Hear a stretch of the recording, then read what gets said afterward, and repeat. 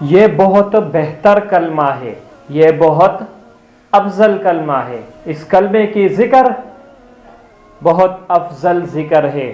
افضل ہونے کا وجہ یہ ہے کہ اس میں غیر اللہ کا دھیان ہی ختم ہو جاتا ہے۔ لا الہ الا اللہ، بالکل غیر اللہ کا تصور ختم ہو جاتا ہے۔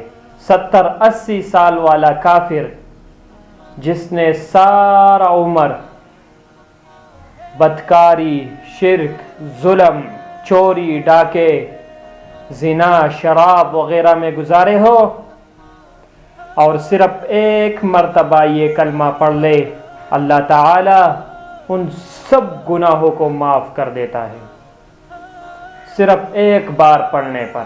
یہ اتنا افضل کلمہ ہے۔ سارے انبیاء کو اللہ تعالی نے بس ایک ہی کلمہ دیا ہے، لا الہ الا اللہ۔ اب ہمیں اس کلمے کے نیچے زندگی گزارنا ہے، باقی احکامات اس کے تحت آ جاتے ہیں۔ لا الہ الا اللہ، ہمیں اس پر شکریہ ادا کرنا چاہیے۔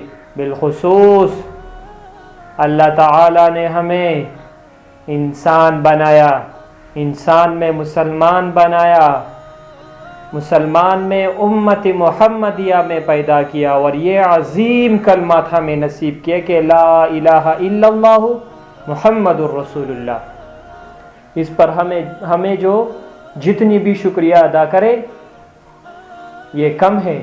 دن میں، ہر گھنٹے میں، ہر سیکنڈ میں شکریہ ادا کرنا چاہیے اس پر، ہر سیکنڈ میں شکریہ ادا کرنا چاہیے اس پر۔